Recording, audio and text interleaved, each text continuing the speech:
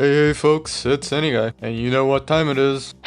Hell yeah, spook time! And since the last game that I went over was spooky for all the wrong reasons, I thought that it would be a good idea to review a game that, isn't shit. So say hello to Silent Hill Shattered Memories. And do keep in mind that this is the emulated PSP version.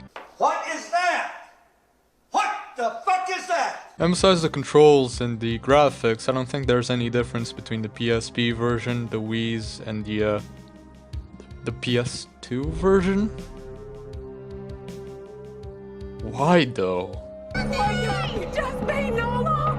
Let's make another stupid fucking Silent Hill pachinko machine.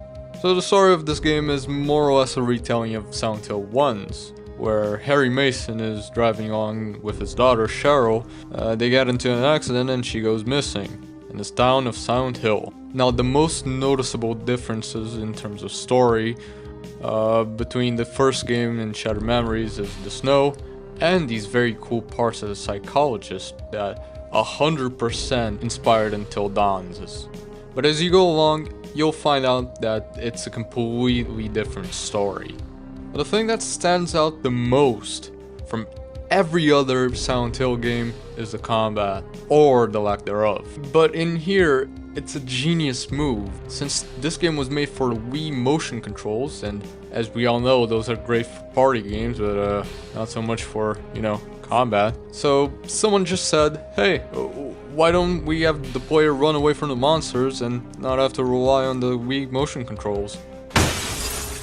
I hope that man got a raise. I'd say 70% of the horror comes from that, and the other 30% comes from the level exploration, where with Harry's phone you'll find messages, voicemails, creepy silhouettes, and even numbers that you can call.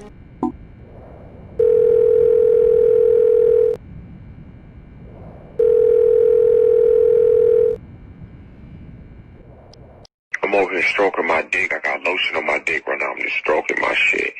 I'm horny as fuck. The game is genuinely creepy at times, but to be honest, the other world is kinda weak. Instead of the world filling up with rust, it fills up with ice. Yes, it makes sense towards this context, but it's not as creepy. Another thing that I dislike is that the only way you can check the map is with Harry's phone, and you're super fucking slow when you pull it out. But aside from those two things, I had no real problems with the game. I actually quite enjoyed it. But is it as good as the first 3 games? In my opinion, no, of course not. Those are staples of horror that shall never be forgotten, either by their own merit, or by those dumb fucking pachinko machines. Seriously, Konami, fuck you. But still, I think I'll have to give this game a 7 out of 10. It's a fine game, and I recommend it to everyone. But if you want a conventional Silent Hill experience, just play one of the first 3. Just, don't buy the HD collection. God's sake, don't fucking do it. But that's it. See ya.